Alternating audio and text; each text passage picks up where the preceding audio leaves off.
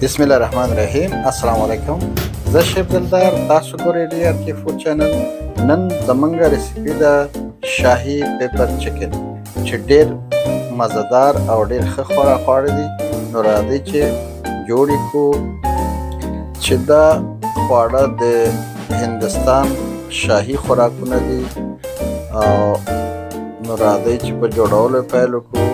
بسم الله الرحمن الرحیم. غوړي 4 قاشقې د خوراک،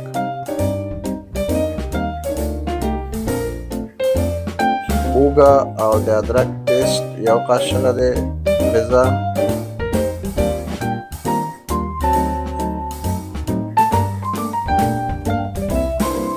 د رومیانو رب نیمه پیاله. تاسو کولی شئ چې تازه رومیان هم ماشین کې ووهئ او د پیازو ساس 2 پیالې. د پیازو ساس ریسیپي به تاسو سره هم شریکه کړم. مالګه 2 قاشقې د چای، د چرګ ذایقه نیم پاکټ،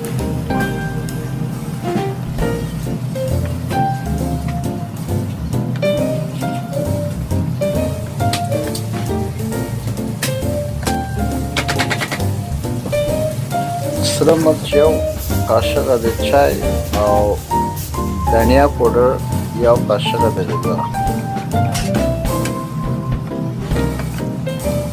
دا به ښه مکس کړئ.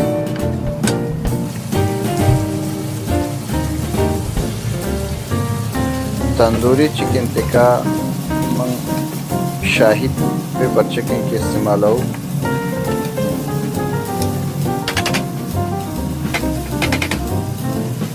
کریم یا ملایی 1 پیاله،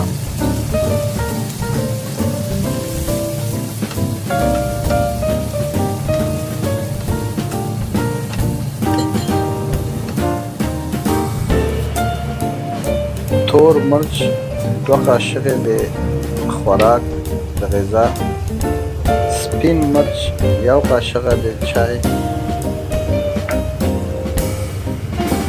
د دې غذا نوم پیپر چکن ده ځکه تور مرچ پکې مهم دي، ډېر استعمالېږي.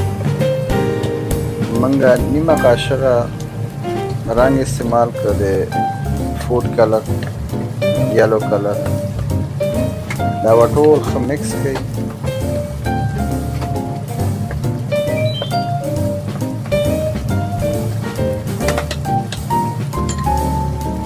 کوچ 3 قاشقې د خوراک،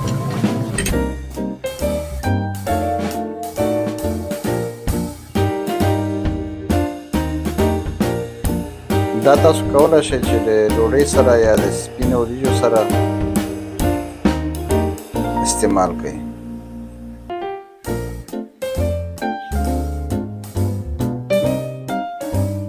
کسوري میتھی 1 قاشقه د غذا،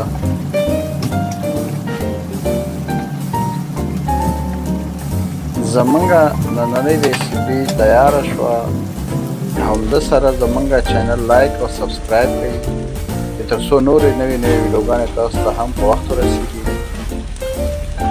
ډېره مننه ستاسو د لیدو نه او ما ته راکړئ اجازت. بیا به ګورو انشاءالله یو نوې ریسیپي سره. چینل ضرور سبسکرایب کړئ. ښه وخت ولرئ. د الله په امان.